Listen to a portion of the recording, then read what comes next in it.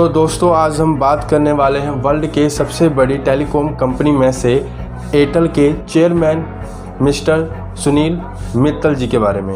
अगर हम एयरटेल के बारे में बात करें तो आज इंडिया के अंदर नंबर 1 कंपनी के अंदर आती है और वर्ल्ड की बात की जाए तो वर्ल्ड में 3 रैंकों पर एयरटेल कंपनी आती है और आज ये 18 देशों के अंदर ये कंपनी चल रही है और इनका कस्टमर साइज़ आज अगर देखा जाए तो 372 मिलियन इनका कस्टमर बेस है।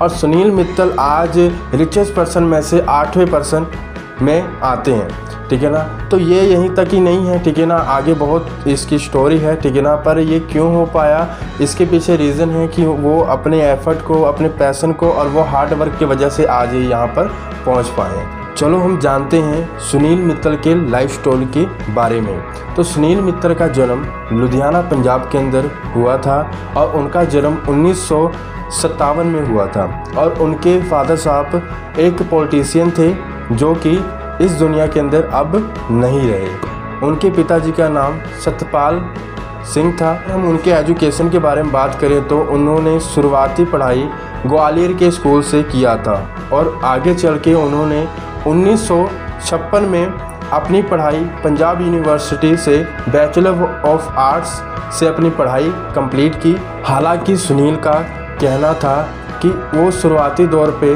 कोई पढ़ाई में ज़्यादा दिलचस्प नहीं रखते थे और उनको बचपन से एक ही शौक़ था कि मैं बड़ा होकर एक बिजनेसमैन बनूंगा। और उन्होंने 18 साल की एज में अपना पहला कदम बिजनेस की तरफ बढ़ाया।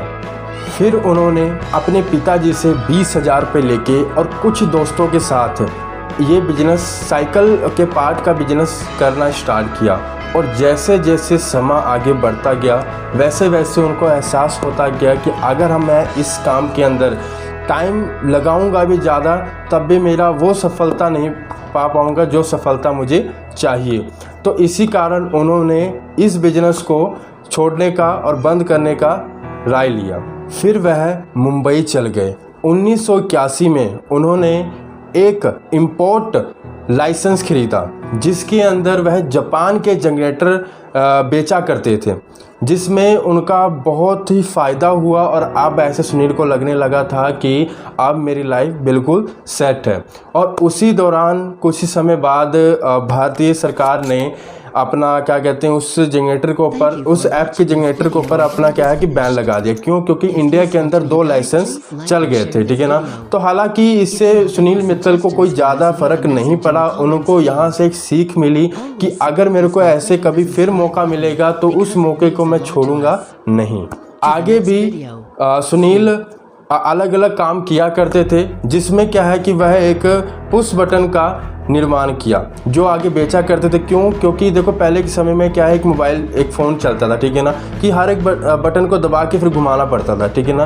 तो इसी प्रकार ने उन्होंने इस चीज़ का निर्माण किया और आगे बेचना स्टार्ट किया। और 1990 के अंदर उन्होंने एक फ़ोन निकाला बिना तार का। लेकिन उसके बाद जो हुआ वो सुनील मित्तल की पूरी लाइफ ही बदल गई।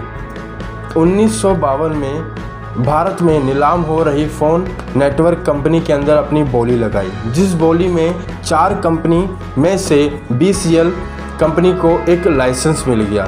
हालांकि इसके बाद भी उनको बहुत सी समस्या के वजह से जूझना पड़ा। लाइसेंस लेने वाले लोगों के लिए भी सरकार ने एक शर्त रखा था कि उनको टेलीकॉम जैसे कंपनी का एक्सपीरियंस होना चाहिए।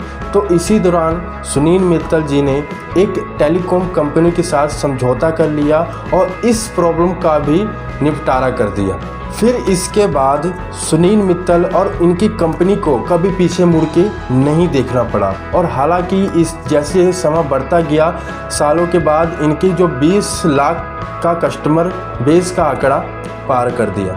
आज अगर एयरटेल कस्टमर की बात की जाए, जो संख्या है एयरटेल के अंदर वो 372 मिलियन के पार है। फिर 2007 में सुनील मित्तल को भारत में तीसरा स्थान मिला।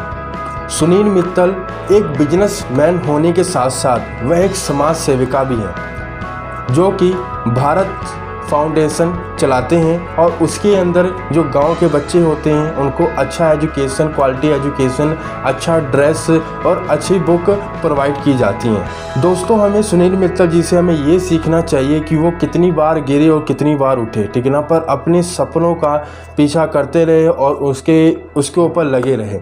तो लोग कहते हैं ना कि हार मानो नहीं तो कोशिश बेकार नहीं जाती, कोशिश करने वाले कभी हार नहीं होती। तो नेवर गिव अप। तो होप्स ऑफ आप सब ने ये स्टोरी देखने के लिए अपना वैल्यूबल टाइम निकाल के इस स्टोरी को सुना। तो ऐसे ही वीडियो देखने के लिए आप मेरे चैनल को like and share and subscribe और बेल आइकन को प्रेस कर सकते हैं, जिससे आपको न्यू स्टोरियाँ आपके पास आती रहें, न्यू वीडियो आपके पास आती रहें और आप उसको वॉच करके न्यू चीज़ें सीखते रहें। This war thank you. मिलती हैं इसे वीडियो के अंदर।